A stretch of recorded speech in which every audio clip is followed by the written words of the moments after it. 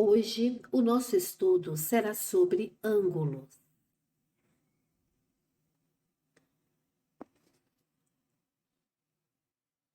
Ângulos.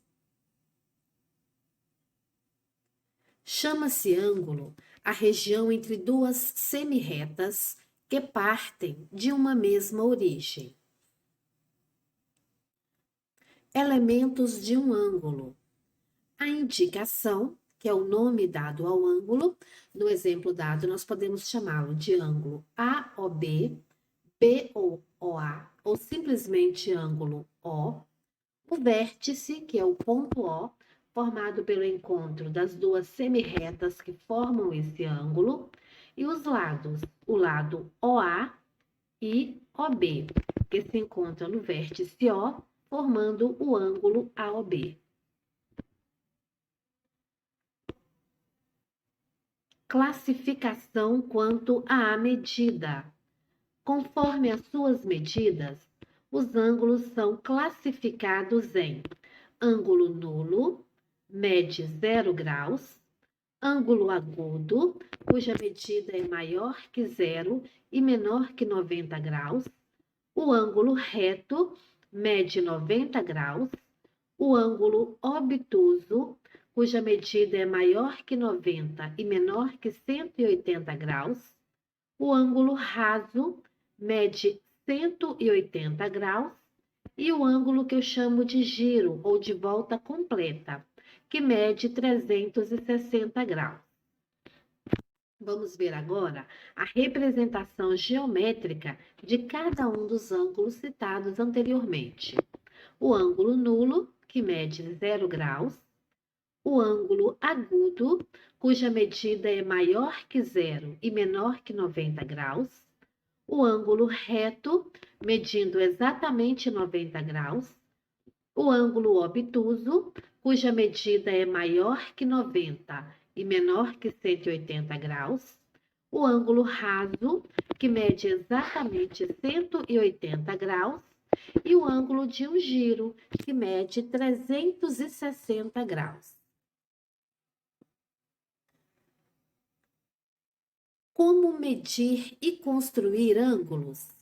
O instrumento usado para medir e construir ângulos é o transferidor e a unidade de medida é o grau. Usando o transferidor, construa um ângulo de 30 graus. Primeiro passo, trace uma semirreta. Segundo passo, posicione o centro da base do transferidor sobre o vértice O. Então, a base tem que ficar sobre o vértice O, o centro, e o ponto zero exatamente na setinha que indica o fim, né, o limite que eu coloquei na semirreta traçada. Terceiro passo, marque a medida do ângulo que deseja construir. Então, nós queremos construir um ângulo de 30 graus. Quarto passo, retirar o transferidor e unir o ponto marcado ao vértice O. Assim, nós temos um ângulo que mede exatamente 30 graus. Agora, construa um ângulo de 65 graus e um de 130 graus. Então, primeiro passo, vamos traçar uma semirreta. Posicionar corretamente o transferidor, colocando a origem sobre o vértice, marcar o ângulo desejado, 65 graus, está entre 60 e 70, retiro o transferidor e construo o segundo lado do meu ângulo. Assim, eu tenho um ângulo de 65 graus. 130 graus. Posicionando corretamente o transferidor, nós vamos marcar o ângulo de 130 graus. Retiro o transferidor e faço o segundo lado do meu ângulo. Assim, nós construímos o ângulo de 130 graus.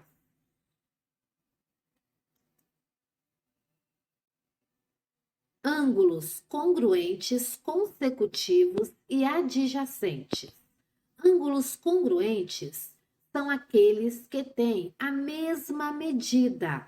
Então, nós temos aqui o ângulo ACB e o ângulo DFE. Esses dois ângulos, eles são congruentes. Os dois ângulos medem exatamente 40 graus. Ângulos consecutivos são aqueles que possuem em comum um lado e um vértice.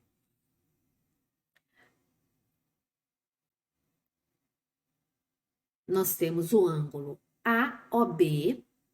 Nessa figura, nós podemos também destacar o ângulo AOC e podemos destacar um terceiro ângulo, que é o ângulo COB. São consecutivos. Para que dois ângulos sejam consecutivos, eles têm que ter em comum um lado e um vértice. Então, o ângulo AOC e o ângulo COB, eles têm em comum o vértice O e o lado OC. Então, eles são consecutivos. São consecutivos também os ângulos AOC e AOB, que têm em comum o vértice O e o lado OA. BOC e AOB, que têm em comum o vértice O e o lado OB. Os ângulos adjacentes são aqueles que não têm pontos internos em comum. Então, são adjacentes os ângulos AOC e COB. Esses são os dois pares de ângulos que não têm pontos internos em comum. Ângulos complementares. Ângulos complementares são aqueles que juntos medem 90 graus. Calcule o ângulo complementar, sabendo que um deles tem 37 graus. Se eu quero o ângulo complementar, eu quero aquele ângulo que falta para completar 90 graus. Chamando o ângulo desconhecido de x, x é igual a 90 menos 37. Então, x é igual a 53 graus. 53 graus é o complemento de 37 graus. Determine o valor de x representado na figura abaixo. Aqui nós temos dois ângulos que juntos somam 90 graus. Eu tenho dois ângulos complementares. O 15, ele está somando. Eu vou passá-lo para o segundo membro aplicando a operação inversa. A operação inversa da adição é a subtração. 90 menos 15, 75 graus. Então, x é igual a 75 graus. Ângulos suplementares. Ângulos suplementares são aqueles que juntos medem 180 graus.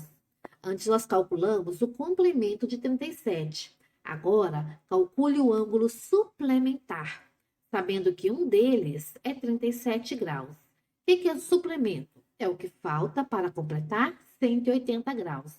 Então, 180 menos 37, 143 graus. Determine o valor de x representado na figura abaixo. Os dois ângulos juntos formam um ângulo raso, um ângulo de 180 graus. Então, eles são suplementares. Aplicando a operação inversa, 135 está somando o x, eu vou escrevê-lo após a igualdade, subtraindo 180. 180 menos 135, 45 graus.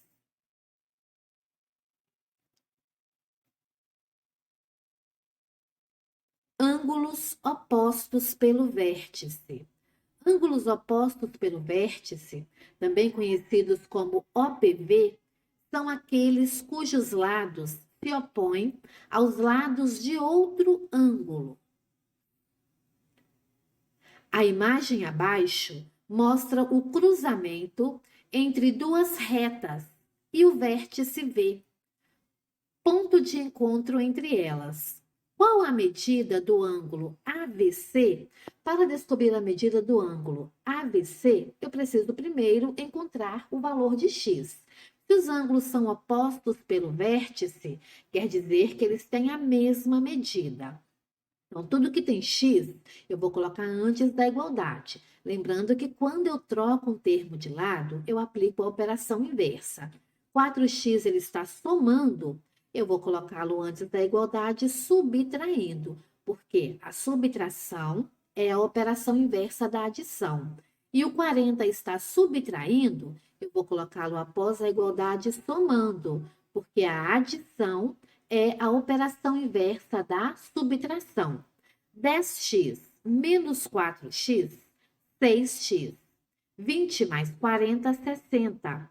O 6 está multiplicando, ele passa para o segundo membro dividindo. Por quê? Porque a divisão é a operação inversa da multiplicação. E 6x é 6 vezes o valor de x. 60 divididos por 6, 10 graus. Encontramos o valor de x, agora vamos encontrar o valor do ângulo AVC, que é 10x menos 40. Se o x vale 10, 10 vezes 10 é igual a 100.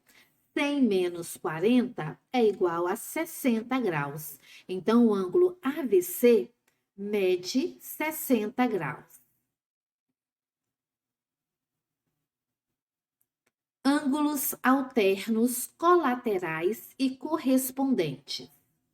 Quando duas retas distintas são interceptadas por uma reta na transversal, em dois pontos distintos, são criados 8 ângulos que possuem propriedades particulares.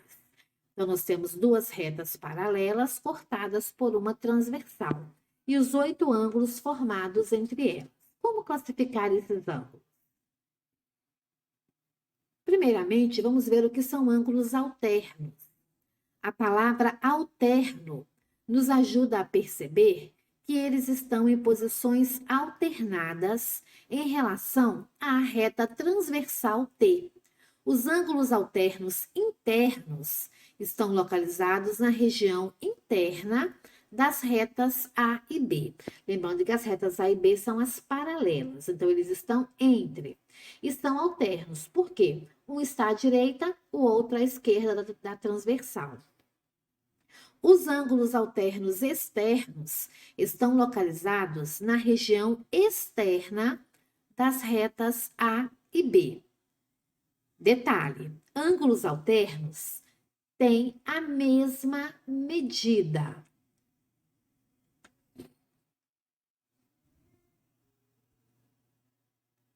Os ângulos colaterais são aqueles que estão no mesmo lado de uma transversal.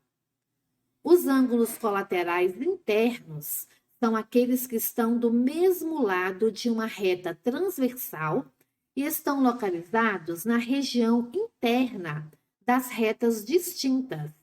Os ângulos colaterais externos estão do mesmo lado de uma reta transversal, mas na região exterior das retas distintas. Ângulos colaterais são suplementares, ou seja, somam 180 graus. Ângulos correspondentes são aqueles que ocupam a mesma posição em duas retas distintas. Ângulos correspondentes têm a mesma medida. E assim nós encerramos o estudo sobre ângulos. Agora é hora de aplicar os conhecimentos adquiridos na resolução das atividades propostas.